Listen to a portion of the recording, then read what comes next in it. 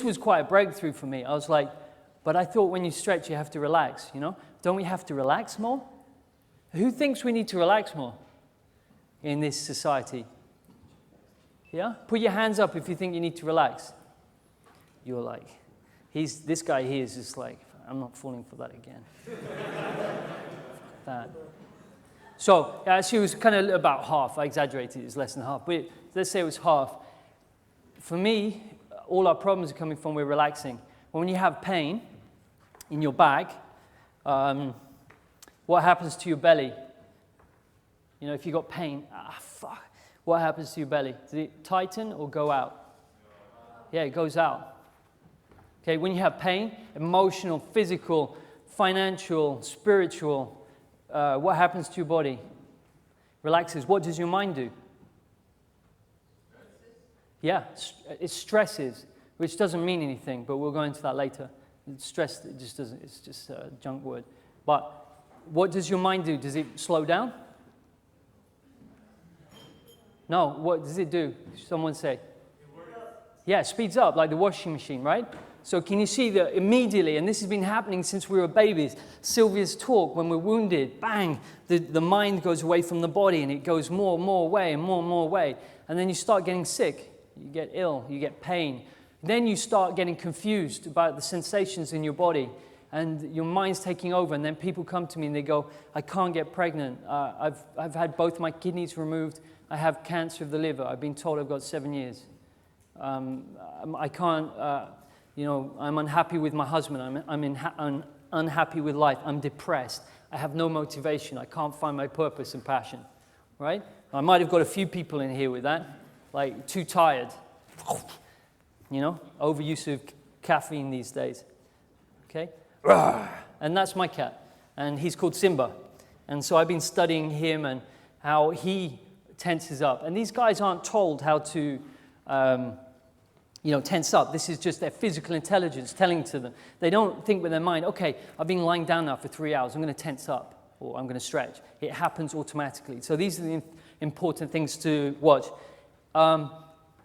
So I just seen there's a few information overload eyes just going, spreading through the crowd. So just while you're there, don't move. I want you to tense up 3 times and don't poop yourself. So just tense up, 1 second on, 1 second off, like a heartbeat. Tense, relax, tense, relax. Everyone do it. Squeeze those butt cheeks. Pull your balls up, guys. Yeah, get the abdomen as well. Ladies, breasts. Try and ding, ding, ding, ding. Okay? Okay, and how's everyone feeling now? Better, yeah? Yeah. Well, that's it. Immediately, your mind feels better, right? Because you've just changed the state of your body. So it's just speeded everything up, and your body's going, oh, Jesus, at last. Okay, so there's a pooch belly, okay? There's umatherma, and you can see that it's relaxed out, right? So I'm not judging and not saying because of their age and everything. I've experienced a pooch belly, and I've been working on it for ages, and with this, I kind of found the solution. But there's over-relaxation there. Why is that? Has she got gluten intolerance? Huh? Possibly. Is it coming from her back? Maybe. Possibly suppression. Yeah, maybe she's swallowing all her negative thinking. Maybe she's had surgery. I don't know. And Jeremy Clarkson, maybe, people usually say it's beer drinking and everything, but no, it's the calmness triad. In Chinese medicine, they talk about relaxation, tension, and effort. If you over-relax, what happens to the body? It becomes more difficult, right? There's more effort. The 3 affect each other: tension, relaxation, and effort. And, a lot of the guys here, when attracting women, you've got to understand this to be sexually attractive with women, right?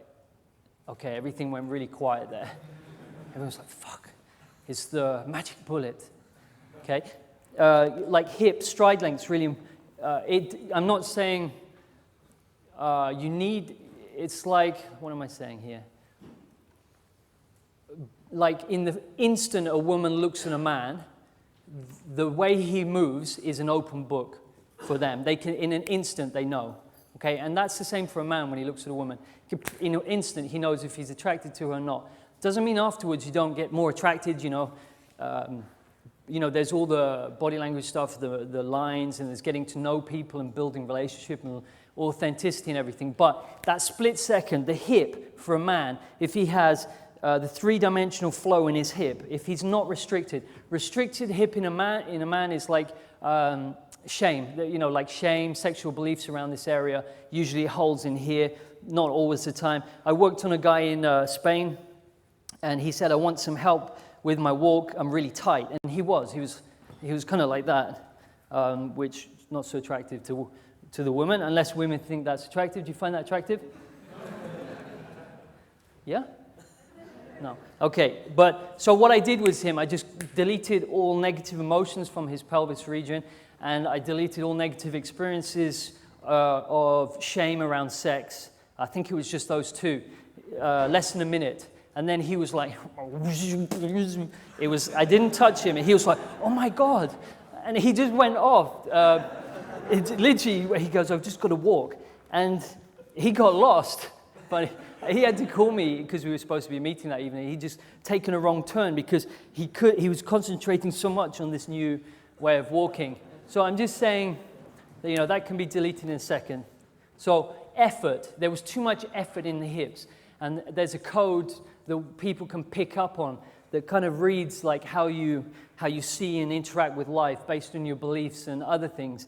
And the more strong you are and less weak, like less weaknesses, the more attractive it is. There is a link, but we're not going into that today.